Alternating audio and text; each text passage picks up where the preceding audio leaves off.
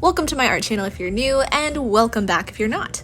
In today's video, we're changing things up a bit. We're going to be doing a deep dive into the wonderful world of environment design. More specifically, interiors. If you've been around my channel before, you might remember the 100 Scene Studies challenge I did last year, where I painted a wide variety of many different subjects, one of which was interiors. So today we're going to take a look at some of those paintings and try to break down what exactly makes an interior effective and how we can tell better stories with our own backgrounds. So let's slap on our detective caps and get to investigating. Now there are a lot of skills that go into designing backgrounds. Decent draftsmanship, a basic grasp of perspective, somewhat of a mental library of ideas and references, but we're not going to be talking about those today. There are already a ton of videos out there on those things by people who are much better at explaining them and demonstrating them than I am, so I've made a little playlist for you guys of some videos from other artists that might be helpful for you for those topics. Instead, we're going to be chatting about some tips that I don't really think are talked about enough when it comes to backgrounds. Now, I don't want to gatekeep any information, so let's start with what I believe is the most important tip. Number 1, hierarchy is your best friend. Your environment needs to be readable, and there are a ton of ways to create hierarchy in an interior design. Some of the ways will depend a little bit on your style as an artist and what mediums you use, but one element that applies to all styles and all mediums is a hierarchy of big, medium, and small shapes. If every object is the same size, there's absolutely nothing interesting to look at, and your eye doesn't really know where to look first. In this scene of the Owl Witch's house from Song of the Sea, there's one really big shape, and that's the tree staircase. It's the only object of its size, which makes it immediately stand out to the viewer. We see the medium shapes of the cabinets and the counters in the back, some mid-medium shapes of the vines and rock statues, and we see lots of little small shapes in the bottles and the vases, the kitchen timer. Now, if this environment wanted to place an emphasis on a potion bottle, an easy way to do that would be to make it the only shape of its size in the scene. To have mostly big and medium shapes, and then this one hero potion bottle small shape. That would make it easily stand out to the viewer. If you're purely a line artist, you'll want to make really good use of line weight hierarchy. If this scene were a line drawing, the tree staircase would probably have the most variation in line weight. Maybe the background cabinets and counters would be a little bit on the thinner side since they're in the distance, and the bottles and the stone statues might be somewhere in the middle. But as this is not a line drawing, there are two more hierarchy elements that are really readable here. Arguably the most important is value. Value contrast is probably the easiest way to really get a clear read on an image. Value is all about creating silhouettes, and we really want to have those good silhouettes with the elements in our scene. The tree here has the darkest darks and the lightest lights. It has our widest value range. The tree itself is a very big, mostly dark shape, again pulling it into our focus. The light from the door in front to the wall behind, to the lights above, to the lights on the left lead our eye across the scene through value. The objects and elements of the cabinet on the right are all contained in a pretty tight value structure. Because there's less contrast, it's less important to us visually. Our eyes still eventually travel there, but it isn't the first thing that you're going to look at. You can also use values to create lost edges, which will help to unfocus an object. I use this trick in my own illustration, which we'll talk about in a little bit. We can also see a hierarchy of color. Our scene is primarily neutral browns with accents of red and green placed in carefully. A vibrant, let's say blue potion bottle would pull our attention away because we don't see any blues throughout the rest of the scene. Again, if you wanted to bring attention to a specific bottle, then maybe you would throw in a bright blue. Let's take a brief moment to talk about today's sponsor, me. Y'all know I've been talking about getting my very own professional website up and running for a ridiculously long time now, and I am beyond happy to say that I finally did it. Wow! We had a few hiccups along the way due to someone's errors. The errors were mine. I'm technologically challenged. But with a little bit of professional help, we've overcome the disasters I caused. I recommend having a computer programmer for a dad. I found that to be relatively helpful. Anywho, so this is a really big step for me. I'm launching my email newsletter, my super professional portfolio, my online shop with shipping available internationally now. Yes, my international friends. I can finally start sending you guys those prints and the stickers you've been asking for. Everyone who signs up for my newsletter will be receiving a free downloadable coloring page of this illustration. Newsletter subscribers are also going to be getting a fancy little discount code for my upcoming autumn shop drop on September 1st. Save the date! The sticker sheets for that just got here this week, and I am beyond excited for y'all to see them. I think they turned out super cute, super cozy, super autumny, and I'm so excited. Anywho, there's a link in the description to go sign up and snag your freebie and check out the shop, or you can go to AllisonAletha.com to find it all there. So without further ado, back to our art chat. This next tip is probably my favorite. It's something that I've really been trying to push with my own interior illustrations, and it's something that I'm always observing when I'm watching movies. Tip number 2, shape language matters. The scene from Up is an excellent example of this. The characters Carl and Ellie aren't present in the scene, but we can learn a lot about their individual characters simply by looking at the shape of their belongings. In fact, the shape of their belongings actually mimics the shape of the characters, which is very nerdy and very cool in my opinion. So there's a pretty clear line here between the props that are Ellie's and the props that are Carl's. On Carl's side, we see a lot of angular, very blocky shapes. Not only that, but his props are borderline Kind of boring. Now hear me out. Most of his objects are very repetitive. His chair is very square, his coffee table is square, the lampstand is square. The primary interest here is this very rich ruby red color of the chair, but beyond that, most of his stuff is pretty basic. There isn't really much color on his side other than the chair. The lampshade is this kind of off-white, his coffee cup is very basic and brown. So by looking at Carl's belongings, we start to get a glimpse into his personality. We can see that he's a pretty rigid, kind of stiff character.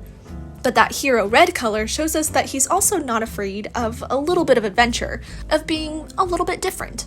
It helps us see that his personality isn't one-dimensional. Now let's look at Ellie's side. So we see that her chair is a lot more flowy and very whimsical in its shape.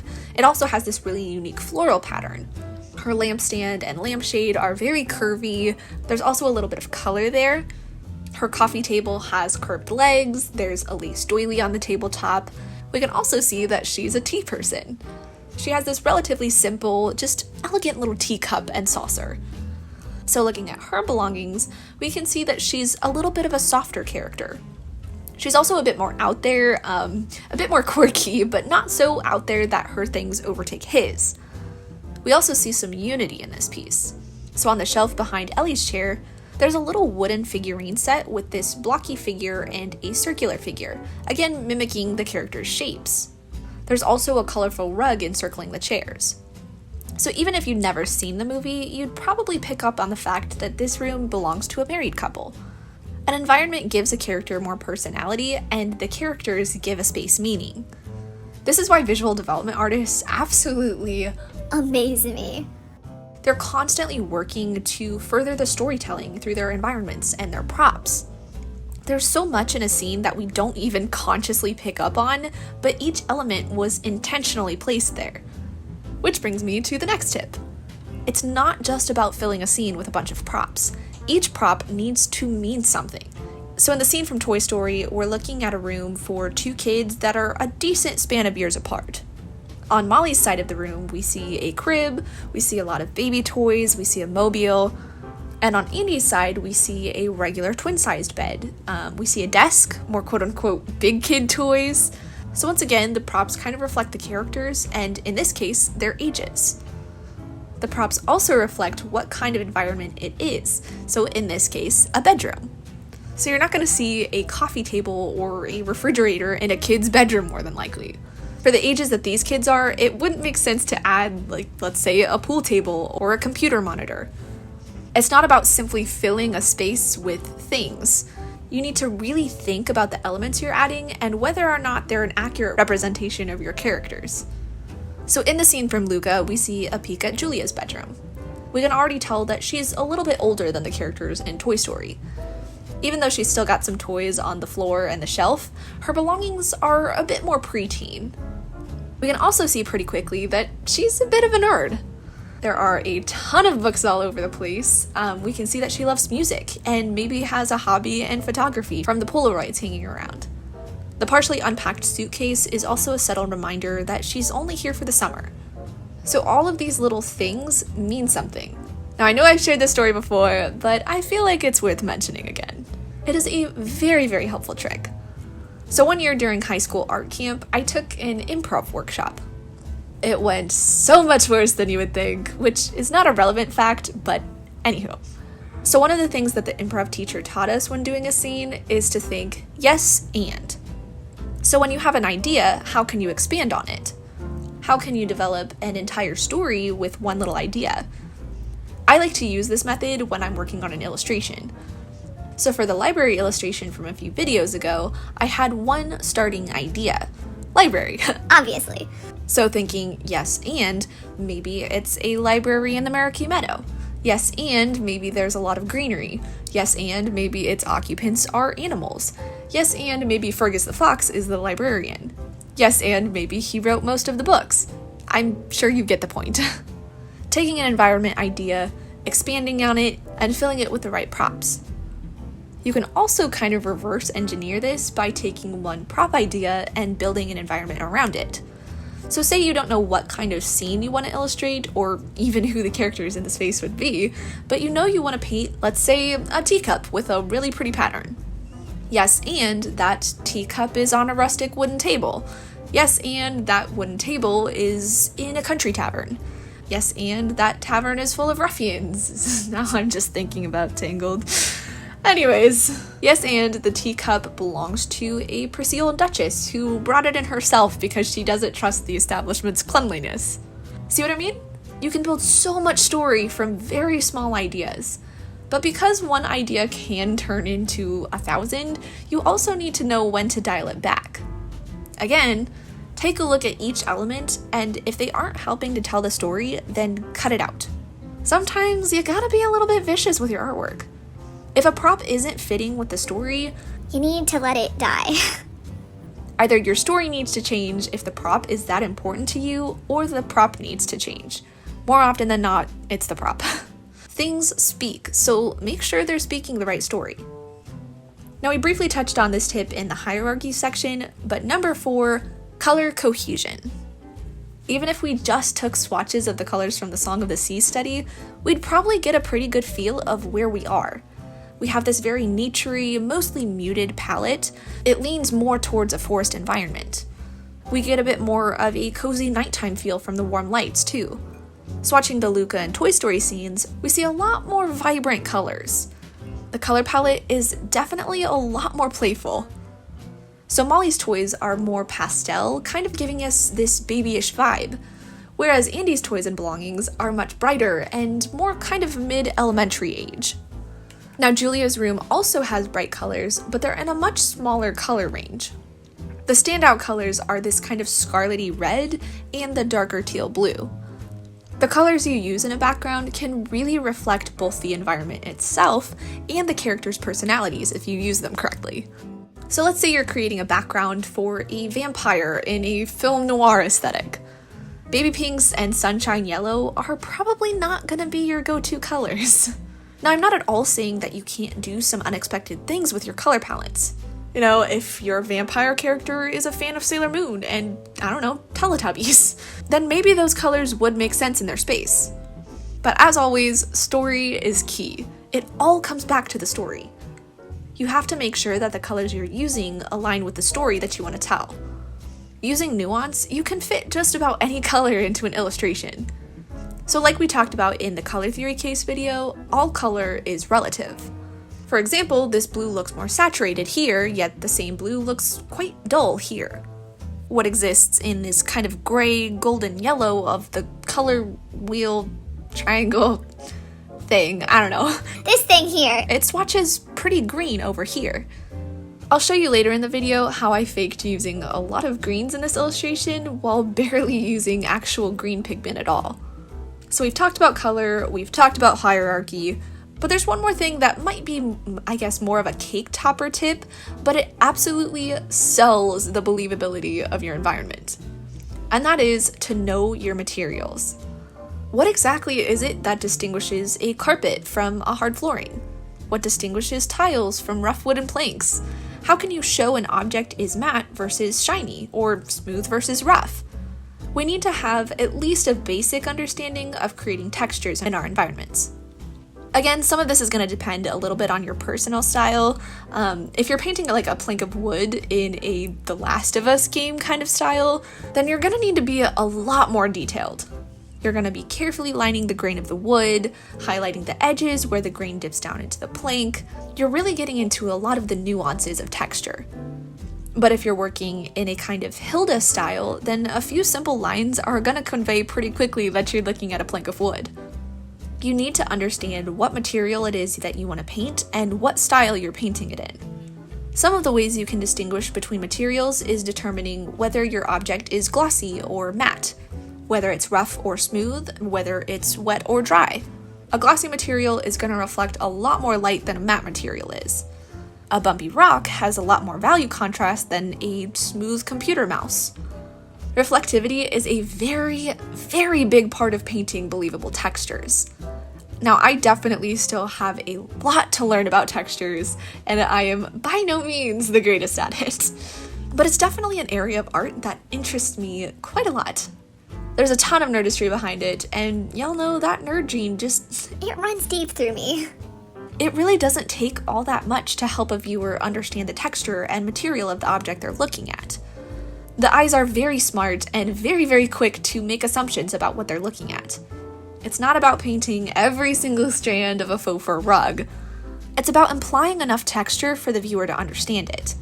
Their minds will fill in the rest of the blanks. So before we get into how I applied these tips in my own interior illustration, I have one more little bonus tip for y'all. Number 6, don't ever be afraid to use references. For most of my illustrations, I like to create a Pinterest board for reference and inspiration. Sometimes I'll include color swatches to recreate on my palette, or maybe photos that display how window light hits a floor, or photos of different fabrics if I need to distinguish between textures. Now obviously, don't just rip off another artist's work and try to pass it off as your own. That's not cool. Plagiarism is bad. And one way to avoid plagiarizing is to use multiple references. I think the goals for using references should be A, to create the look that you want, and B, to learn from the reference to be able to paint without it in the future. I think it's important to really study your references and to learn from them. Using references is not cheating, it's not a lack of imagination. I think it's the humility to know your weak points, and also the courage to be inspired by other artists and nature and the things that you like.